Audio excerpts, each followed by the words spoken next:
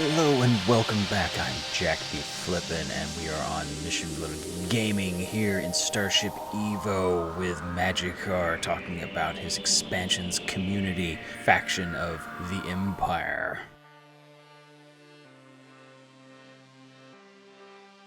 I feel like I need to preface this a little bit. These ships were designed to be combated by players, or to be taken by players and improved upon their designs. So when you're watching this, please don't just this is so stupid, why aren't there more turrets on the bottom? That is actually an inherent flaw by this faction. This is for you to take advantage of when playing against them in this foreseeable future. Now, in canon in our universe, there are actually two Scyllas. One I did, the one you're looking at right now, and one from Sidmoka, because he actually did one version with like a recoil barrel. So if you want to, I actually added that one as well into the Imperial. That it's very fast, very agile. It's very easy to destroy, and its main method of actually taking down stuff is in squadrons of multiple ships, because the guns and the weapons on this thing are absolutely like they just do nothing.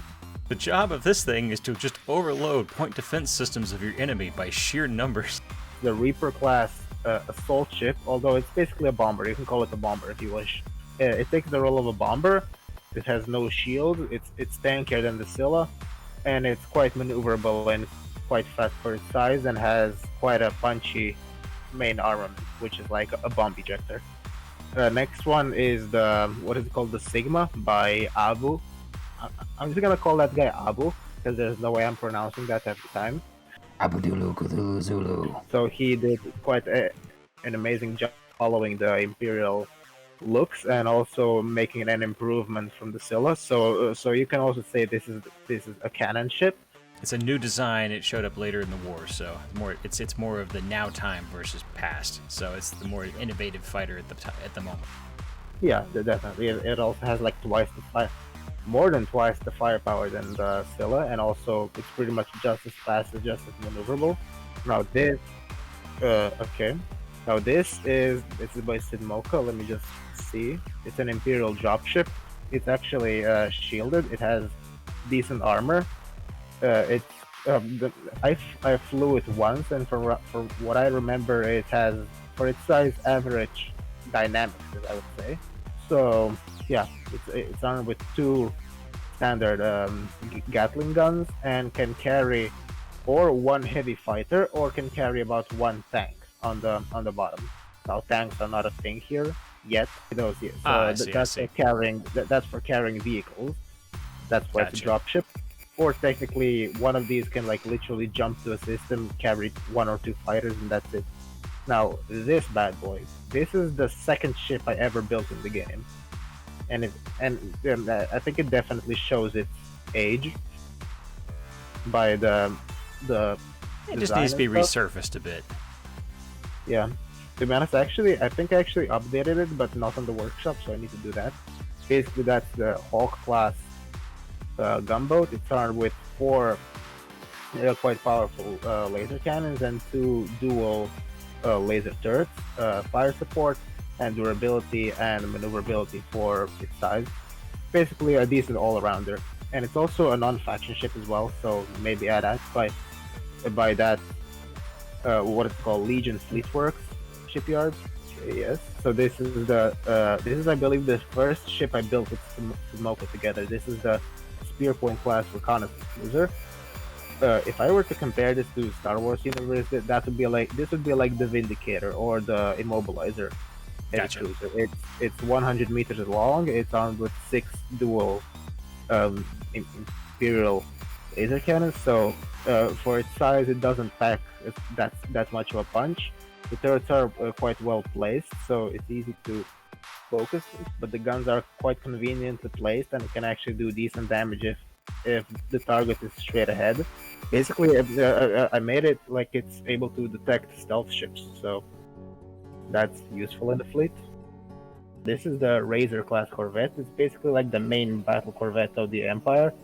It actually has a decent amount of firepower for its size. It has like what 75% of the firepower of the spear point, or technically it's frigate size, but I classified it as a cruiser. Also, its durability could be better, but it's also not trash, and it has average dynamics. It doesn't have that much interior, but there is pretty much nothing to go over with the interior. Its bigger brother. It's actually kind of smaller, brother. It's bigger. Okay, it's tough to explain, but basically this thing has no turrets. Also, geez, that I need to recolor this one. Yeah, this is by the time I had no idea how to color ships, so it's kind of weird, but whatever. So this one is armed with 18 maximum length, maximum powered mounted lasers, far faster, and it turns super fast for a ship of its size. Yeah, I was But I noticing think that. I think I didn't actually smoothen some edges out, so it should be a bit more fragile than the original Razor. So this is the most recent Corvette we did. Its interior is only in the center spot. Its guns are not particularly powerful, but they are quite, as I described it, advanced, because they actually have very good like elevation, depression, and targeting, and all that stuff. It's mainly used to combat strike craft because I believe it's a bit faster and more maneuverable than the Razor. More fragile. It doesn't have as much shield, and it's basically just not for engaging larger ships. So yeah, this is basically the Tartan class in our universe, in our empire. Gotcha. Okay, so this is actually this ship has a very interesting, let's say, a backstory, because my original plan was to go with the Iowa class Corvette by Fractal Sponge, which has like an elongated Star Destroyer section above the ship, like on the top, and then all the superstructure below.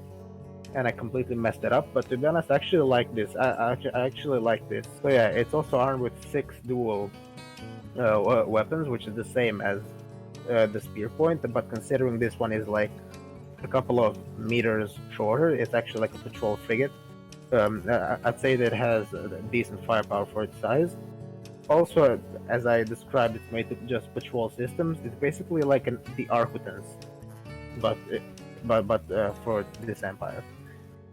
It's average in anything, but of course these are the old turrets, which don't have that like great depression and elevation angles. So the ship is directly above. That can cause some trouble, but luckily the ship is maneuverable enough to get into position to engage it. Specialized one, this one is.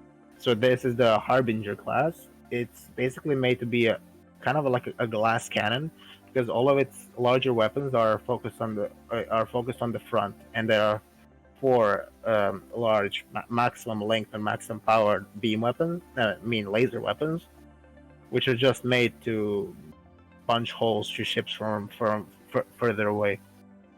Its secondaries are 4 triple anti-aircraft guns, or point defense guns, if you will, and that's pretty much all of its weapon systems. As a ship, it's not particularly fast. It's actually quite slow, so it's actually able to relocate its position or realign, so it can aim those guns. Once again, this one doesn't actually have Gribble yet, but I plan to actually update all of the ships. Now this thing is one of my personal favorites.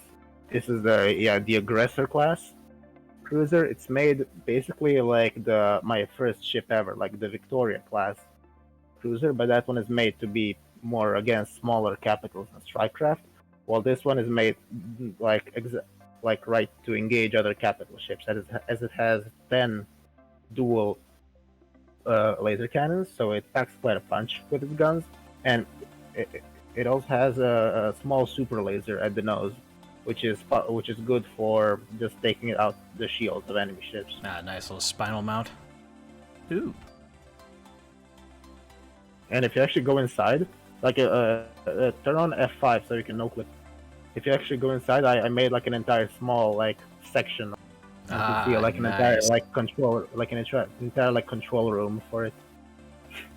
So yeah, I love it. I basically just love when I actually get to put super lasers because that's just one room more where I actually have some decent stuff to put into. Once again, these are old turrets, so they are not particularly effective in targeting targets above and below the ship, but the ship still has, I'd say, average dynamics for its size, and it's just also a decent all-rounder.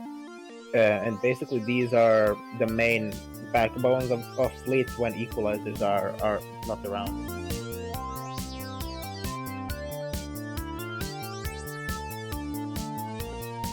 And that's it for this episode. Please join us next time when we go into the heavy hitters.